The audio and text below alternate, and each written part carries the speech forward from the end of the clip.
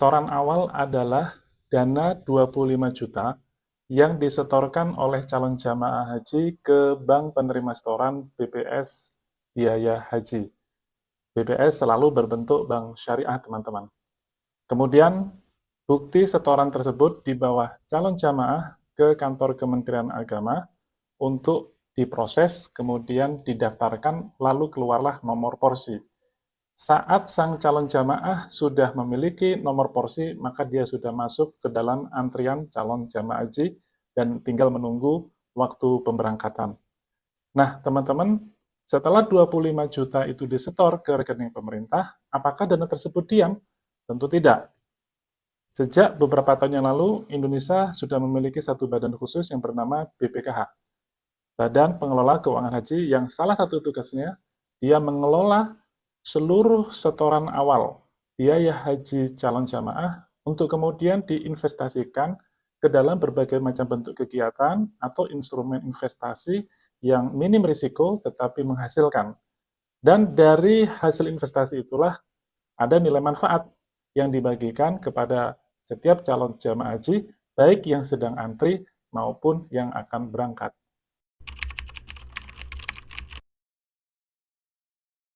Nilai manfaat adalah hasil dari kegiatan investasi yang dilakukan oleh BPKH atas seluruh dana setoran awal calon jamaah haji Indonesia. Jadi, kegiatan investasi yang dilakukan oleh BPKH baik dalam bisnis real maupun di instrumen-instrumen keuangan, dan itu akan menghasilkan, maka setiap hasil dari kegiatan investasi itu kemudian dikelola sedemikian rupa, lantas dibagikan, dikembalikan kepada calon jamaah dalam bentuk nilai manfaat. Siapa saja yang bisa menerima nilai manfaat itu tentu adalah seluruh calon jamaah, baik dia sedang antri, sedang di masa tunggu, maupun dia calon jamaah yang hendak berangkat. Untuk jamaah yang sedang di masa tunggu, Anda bisa mendownload, mengunduh aplikasi BPKH Apps, di mana di situ Anda bisa melihat berapa kali Anda mendapatkan setoran nilai manfaat dari BPKH, yang sepengalaman dan sepengetahuan saya itu dibagikan setahun 2 kali, dan bagi Anda yang mau berangkat, maka nanti Anda akan mendapatkan nilai manfaat sebagai, dalam tanda kutip, subsidi, yang akan meringankan biaya haji Anda. BPIH merupakan singkatan dari biaya penyelenggaraan ibadah haji yang dalam definisi ringkas dan sederhananya, BPIH merupakan biaya keseluruhan yang diperlukan seorang calon jamaah haji untuk bisa berhaji, baik dia mendapatkan pelayanan di dalam negeri maupun pelayanan di luar negeri. Adapun BPIH merupakan singkatan dari biaya perjalanan ibadah haji. BPIH dalam pengertian yang lebih sederhana dan singkatnya, dia adalah biaya yang ditanggung oleh calon jamaah untuk bisa menunaikan ibadah haji. Dengan demikian, di dalam komponen BPIH terdapat dua komponen biaya yang lain, yaitu nilai manfaat yang itu berasal dari BPKH yang diberikan kepada setiap calon jamaah, dan yang kedua adalah biaya yang ditanggung oleh setiap calon jamaah yang di dalamnya terdapat dua unsur lagi, yaitu setoran awal dan BPIH, biaya pelunasannya. Biaya-biaya dalam ibadah haji yang sudah di-cover oleh BPIH atau biaya penyelenggaraan ibadah haji meliputi dua kelompok besar. Yang pertama, biaya haji untuk pelayanan di dalam negeri. Biaya-biaya seperti pembinaan jamaah, yaitu manasik oleh pemerintah di kecamatan maupun di kabupaten kota. Lantas transportasi dari asrama haji ke bandara waktu keberangkatan dan dari bandara ke asrama haji waktu kepulangan, serta layanan di asrama haji sendiri, penggunaan penginapan, konsumsi, snack, dan lain-lain, itu adalah biaya-biaya pelayanan di dalam negeri yang sudah ditanggung oleh BPIH. Sedangkan yang kedua adalah biaya layanan-layanan di luar negeri.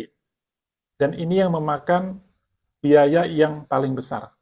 meliputi diantaranya penerbangan ya, dari negara asal ke Arab Saudi dan kepulangan, kemudian biaya akomodasi atau hotel, selanjutnya biaya transportasi antar kota Makkah Madinah, Madinah Mekah, dan ke Jeddah, kemudian transportasi dalam kota di Mekah meliputi bus salawat, lantas biaya di masyair atau armusnah, Arafah, Muzdalifah, dan Mina, lantas lagi living cost, ya, uang saku, dan kemudian city tour standar Makkah Madinah serta pelayanan kesehatan. Inilah biaya-biaya pelayanan di luar negeri yang sudah ditanggung oleh BPIH. Adapun biaya-biaya dalam kegiatan haji yang tidak ditanggung oleh BPIH, sehingga biaya-biaya ini harus dibayar sendiri oleh setiap calon jamaah. Di antaranya adalah satu, dam haji. Terutama ketika Anda berhaji secara tamattu dan 95% jamaah Indonesia itu berhaji dengan cara tamattu. Yang kedua, tes kesehatan, general check up untuk istitoah kesehatan.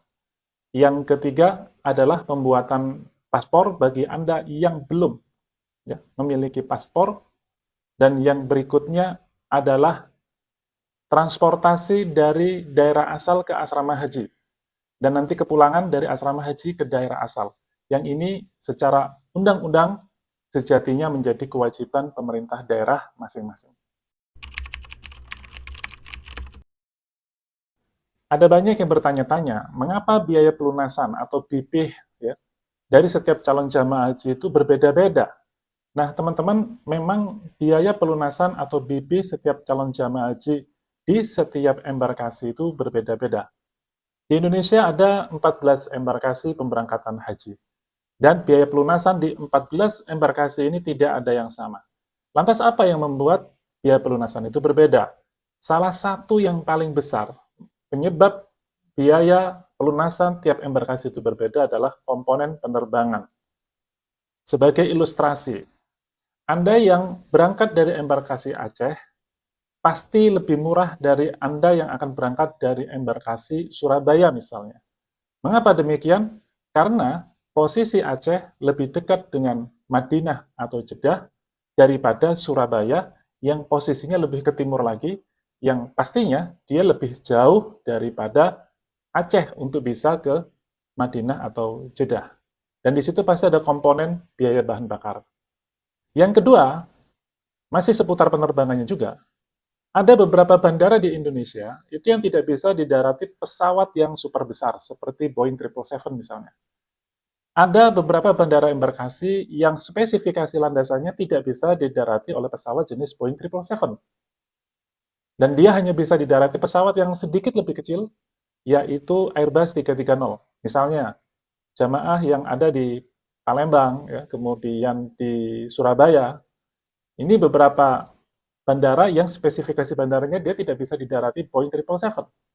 Sehingga untuk beberapa kota, beberapa embarkasi, yang dia menggunakan pesawat Airbus 330, dia membutuhkan tempat transit. Dulu pernah transit di Medan, ya. Kemudian 2025 kepulangan transitnya dari Oman, dan ingat teman-teman, setiap pesawat landing dan take off di bandara manapun, mau di Indonesia atau luar negeri, itu semuanya ada ongkosnya, dan itu membuat kemudian biaya penerbangan, terutama bagi embarkasi-embarkasi yang harus transit, walaupun itu sekedar mengisi bahan bakar, membuat biaya hajinya lebih mahal.